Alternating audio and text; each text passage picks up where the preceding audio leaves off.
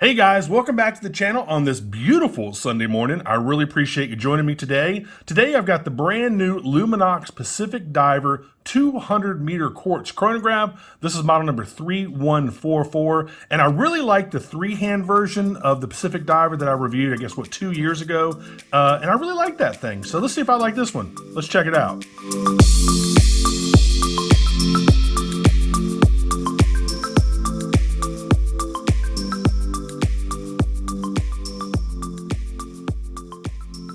All right, guys, we'll get into this thing, but first check out my Amazon shopping channel if you like any of the other watches I've reviewed on my channel. As y'all know, I get a very small commission if you buy from my Amazon store, so when you do buy from my store, I really do appreciate it. So y'all are very familiar with Luminox packaging. I love their Pelican-style cases here. Obviously, they're not waterproof or anything like that, but they're really cool. They were good, they'd be good to store change in or put your keys in or whatever.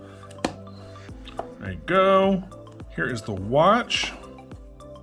Good looking watch, man. I mean, I think Luminox makes some fantastic looking watches, and I think they're very well made. So I'm a little biased. So this is gonna be a little bit of a biased review. So anyway, here is the tag.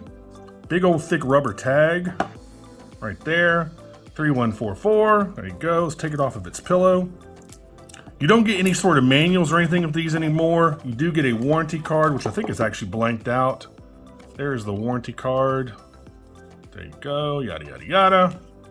Let's put this back. And as usual, I'll go ahead and tell you all the 7 specs you need to know, and then we will go much more in depth with this new Pacific Diver here in just a second. Man, good looking watch, man. I like that sunburst. I didn't even notice it. Really, it's not really a sunburst, it's just kind of got a sheen to it. Anyway, you're looking at a 44 millimeter stainless steel case. It's 12 millimeters thick. It's 50 millimeters lug to lug. Comes on a 24 millimeter stainless steel bracelet. Of course, it's water resistant to 200 meters, which is about 660 feet.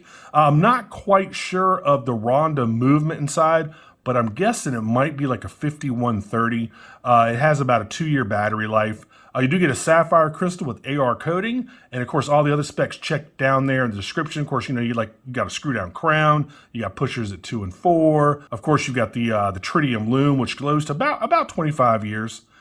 60 click Uni-Directional bezel, which I will show you here in just a second. And the watch weighs 180 grams. And anything I just didn't say, check out there in the description field for all the full specs of the watch. So again, I think it's a great looking watch. I really don't have a need for a chronograph. I'm not a swimmer, I'm not a runner, I'm not a race car driver. I don't need to time anything.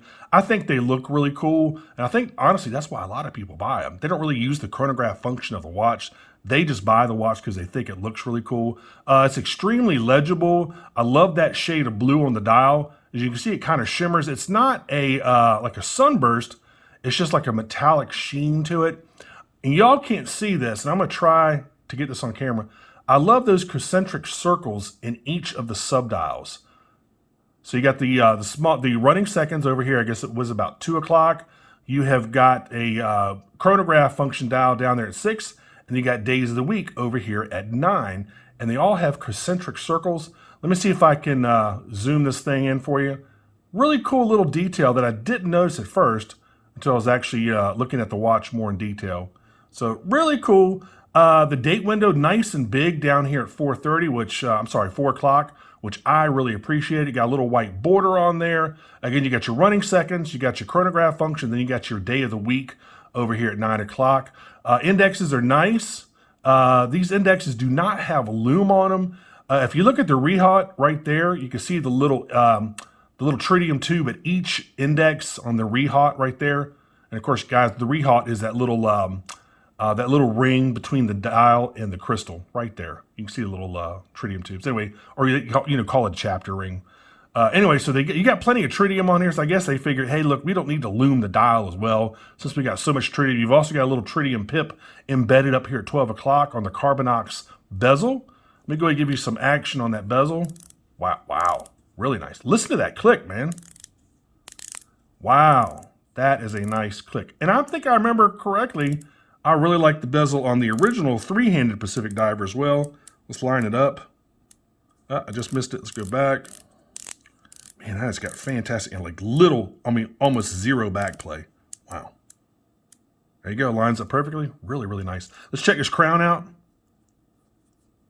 buttery smooth as I would kind of expect that from a Swiss watch. Really nice. You can see the seconds hand right there has stopped. Push it back in. Of course, your first position really doesn't do anything. Your second position, I'm assuming, is probably the date. Yep, there's your date. Nice quick change date on that thing. Then, of course, the third position is your time. Let me show you that hand over there at 9 o'clock. There's your day of the week hand right there at 9 o'clock. So, fantastic. Let's go ahead and screw it back in, see what it feels like. There we go. Really nice, man. Of course, it is signed as well. The pushers could have used some knurling, in my personal opinion. I always like to see knurling on pushers. They're just a little bit easier to grip that way. The case, you got a nice little polished area right there on the shoulder, right there. Pretty much brushed everywhere else on the case. I guess they had this little bulge over here to kind of mirror the right-hand side of the watch, right-hand side of the case, just to give a little bit of symmetry. Obviously, this doesn't do anything. It serves no function other than to be, aesthetic. The bezel, again, nice Carbonox bezel, very legible. Again, you got that Lume pip up there at 12. Let's look at the bracelet. Bracelet is absolutely rock solid. There we go. Really nice. It is a friction closed bracelet, which I'm not a big fan of. I like to see the double trigger, like you see on Seiko's and other brands. I like to see that double trigger release. You do get a nice milled scissor clasp, though, which is cool. Of course, it says, I think it's a stainless steel, yep. And here's the case back. I love this case back. Laser etch, got that big star in the middle. What does that star say? That star says, since 18 something. I can't read it. 86? Since 1886, I believe. Yeah, 1886. Wow. Pretty cool. Is that right? I can't read it, guys. The light's shining on it. Anyway, I'll put it down there on the bottom of the screen. Anyway, so it's got some other laser etching on there. Every second counts. Always visible, referring to the Tritium Lume. So really nice case back, really nice bracelet. It's a heavy watch, it's about 180 grams. So this is not a lightweight. So just kind of keep that in mind. I like my watches to weigh, I don't know, I think the perfect weight for me is probably between like 120 to maybe 140 or 50. So this is going to be a little bit of a heavier watch, so just kind of keep that in mind. So let's go ahead and try this thing on real quick, and then I'll give you a shot of that Lume. Again, none of the indexes are actually lumed. The UV light's just going to pick up those tritium tubes, but I want to show it to you. Oh yeah, that's definitely a substantial watch, man. Wow, fits great there right out of the box. Good looking watch. Look at that dial, man. Really, really nice. You can see the concentric circles on the subdials. They're spinning around like crazy. It just catches the light just right. Pretty cool. All right, some people complain when I don't demonstrate the chronograph function of a watch. So let's go ahead and do that. Let's go ahead and push it here. I think you gotta push them pretty hard. There we go. You can see the red tip second hand right there. Let's go ahead and stop it, reset it, and there you go. There you go, guys. There's your chronograph function. So really not too much to tell you about that. Let's go ahead and kill the studio light. Let's go ahead and kill this monitor. Let me highlight these tritium tubes. Now you might see them glowing just a little bit right there. Okay, so you can definitely see them glow. Again, these are glow between 20 and 25 years. No external light source needed. The tritium gas in there, like it's excited by some sort of particles or something. So really it's just like a very, very, very mild radioactive process. That's why the gas inside there starts glowing. I'm not, 100% on the actual technology, but I know it's obviously not going to hurt you, nothing like that. But anyway, let me go ahead and light these things up and show you what they look like. Now, they're never going to get as bright as this, so keep that in mind. So there you go. I'm just trying to hold the UV light away just enough so you can show you. So basically, you got an orange one right above 12 o'clock. You get another orange one up there on the bezel at 12 o'clock. So there you go, man. Really cool. Now, obviously, I can't get this room super dark, but when you are in a really, really dark room, this thing actually lights up pretty good, man. I mean, it's not going to glow as bright as like, Seiko's Lume Bright, but it has that nice, decent glow for, 20 to 25 years. Really cool, man. Of course, you can see the hour hand is green, the minute hand is orange, And then also the index at 12 o'clock is orange, and then the luminous pip on the bezel at 12 o'clock is also orange. Pretty cool. All right, so there you go. Let's cut everything back on.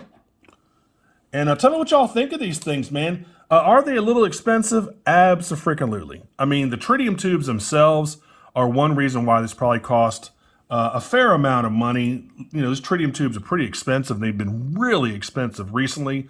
Obviously, it's a Swiss-made watch, guys. These are not, you know, some Chinese special from Banggood or AliExpress or anything like that.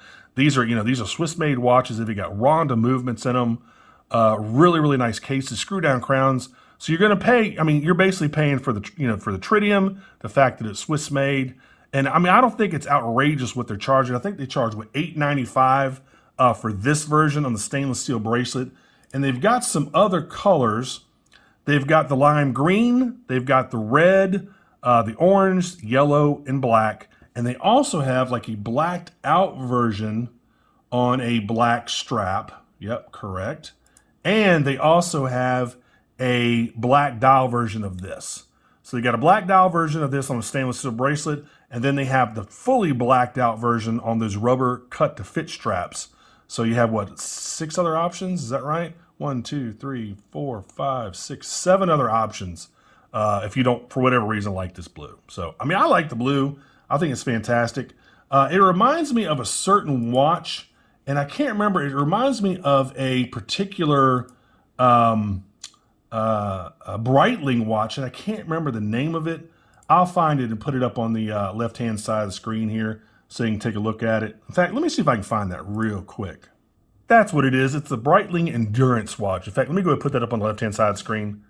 These really remind, especially the ones that come on the rubber straps, really remind me. In fact, let me put a rubber strap version up there next to it. And you can see, I mean, they look really, really similar. Pretty interesting. All right, guys. Well, that's, you know, really about it for this one. Let me know what you think of this. I really do appreciate all your thoughts and opinions. I'll make sure to put a link in the description field if you want to head on over to Luminox's website and pick one up for $895. As always, make sure you like and subscribe. Make sure you click that notification bell if you like my content, and I really hope you do. I've got a whole bunch of other cool stuff coming. Gosh, I've got a whole bunch of stuff lined up. Some really cool stuff coming from Japan, which I can't wait to take a look at. Some more Swiss stuff. I got a whole bunch of stuff lined up, so make sure you stay tuned. And that's about it, guys. I'll see y'all later. Take care. Bye-bye.